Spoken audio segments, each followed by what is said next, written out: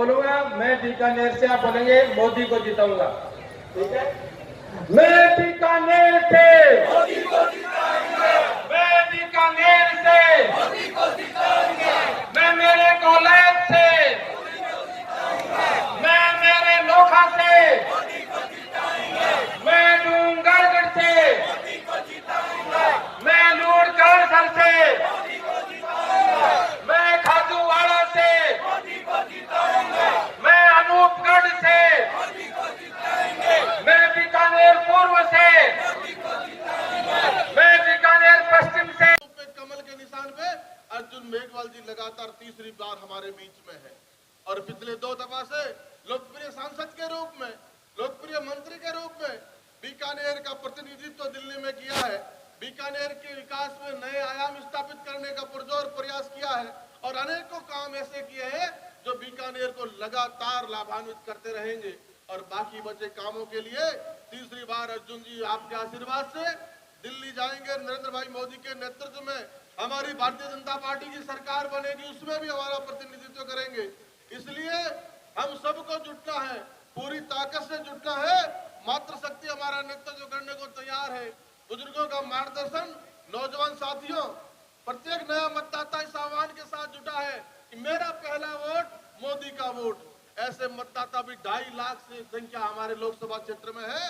उन सब मतदाताओं में चारों तरफ लोकसभा क्षेत्र का, चाहे अनूपगढ़ से शुरू करते हैं, नौका से शुरू करें अनूपगढ़ तक, इधर कोलायत और इधर डूंगरगढ़ तक, चारों तरफ इस शहर में भी ऐसा शानदार माहौल, मोदी में माहौल। आदरणीय प्रकाश जी हमारे बीच में आए और अभी नागौर गए, तो इस राम राज्य में प्रकाश जी कह रहे हैं राम राज्य स्थापित करना है नरेंद्र भाई मोदी के नेतृत्व में, तो हनुमान जी के बिना नहीं हो सकता। हनुमान जी पड़ोस में लड़ रहे हैं और मैं इस मन से आह्वान करता हूँ कि मेरा कार्यकर्ता जो सामने बैठा है उसको भी हनुमान बनने की जरूरत है। कि हनुमान जी में एक बहुत बड़ी ताकत थी, बहुत बलशाली थे, लेकिन उनके साथ एक श्राप भी था कि अपनी ताकत को भूल जाया करते थे।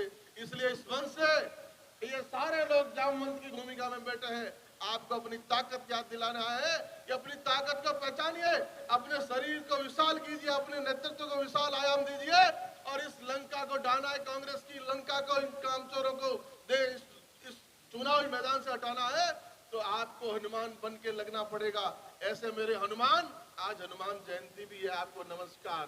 और इस हनुमान जयंती के मौके पे एक संकल्प करके जाएंगे कि अपने मौके पे हम हनुमान बन के इस राम राज्य की स्थापना में पूरी ताकत से लगेंगे।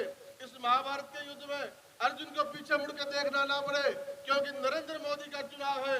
नरेंद्र मोदी वो शख्सियत है जिसने 5 साल हमारा भारतीय जनता पार्टी की सरकार का दिल्ली में नेतृत्व किया है और दिल्ली में ऐसा नेतृत्व, ऐसा सक्षम नेतृत्व नरेंद्र भाई मोदी के नेतृत्व में हमें मिला है, जिसने भारत माँ के वैभव को दुनिया में कहां स्थापित किया है, दुनिया में और ऊंचे आयाम भारत माँ के वैभव को दिए हैं। आज कई लोग यहाँ घूम रहे हैं, कांग्रेस के मुखिया घूम रहे हैं, किसान कर्ज माफी के नाम पे झूठे वादे करके किसानों को बरगला के हमसे 1.5 लाख वोट ज्यादा हासिल कर लिया विधानसभा चुनाव में। प्रत्येक मतदान केंद्र पर अगर हम 3 वोट और जोड़ लेते तो हमारी सरकार राजस्थान में भी होती। आज जो कांग्रेस के मुखिया है, सरकार बनाए, किसानों के साथ धोखा करके कर्ज माफी के नाम पे, संपूर्ण कर्ज माफी के नाम पे। राजेंद्र जी राठौर हमारे बीच आने वाले हैं, सदन में हमारे उपनेता है। 10 दिन का वादा करके जब कांग्रेस संपूर्ण कर्ज माफी का वादा करके राहुल गांधी 1 से 10 तक की गिनती करके किसानों को मूर्ख बना के सत्ता में आए, उन अशोक जी से 10 दिन निकल गए। 31वें दिन राजस्थान की विधानसभा में नेता प्रतिपक्ष कटारिया जी और नेता प्रतिपक्ष राजेंद्र जी राठौर ने, हम सब ने, हमारे सुमित जी हमारे साथ ही बैठे विधानसभा में, उन्होंने सबने सवाल उठाया कि 10 दिन का क्या हुआ। आज 31वां दिन है, कर्ज माफी का क्या हुआ? वही आंकड़े, वही सूचियां जो हमारी सरकार ने कर्ज माफी की, कोऑपरेटिव के किसानों की, कोऑपरेटिव बैंक के काश्तकारों की, वही कर्ज माफी, उसके अलावा कोई दूसरा काम नहीं। संपूर्ण कर्ज माफी के नाम पे किसानों को धोखा करने वाली सरकार को हमने सदन में घेरा, हमने सड़क पर गिरफ्तारी आंदोलन से किसानों की हक की लड़ाई लड़ी। आज वही मुख्यमंत्री बीकानेर की धरती पे पिछले 15 दिनों में 5-6 चक्कर काट चुका है। इसका मतलब आपका रूप हनुमान के रूप में बनता जा रहा है, आपकी विशाल बनती जा रही है। और अर्जुन का निशाना सटीक लगता हुआ लग रहा है। कांग्रेस का मुखिया को लगातार इस धरती पर 15 दिन में 6 बार आना पड़ रहा है और कांग्रेस के मुखिया को अपने वैभव की चिंता है। एक बात गांठ बांध करके जाइएगा, भारत मां के वैभव को कोई बढ़ा सकता है तो नरेंद्र मोदी बढ़ा सकता है। बीकानेर के वैभव का मान रख सकता है अर्जुन मेघवाल रख सकता है। सामने वालों को अपने वैभव की चिंता है, हमें किसान के वैभव की चिंता है, हमें माताओं बहनों के मान सम्मान और वैभव की चिंता है, हमें मजदूर के वैभव की चिंता है। इस चिंता को करने वाली कोई पार्टी कोई कार्यकर्ता है तो भारतीय जनता पार्टी का कार्यकर्ता और नेता है, भारतीय जनता पार्टी का सेनापति अर्जुन मेघवाल है।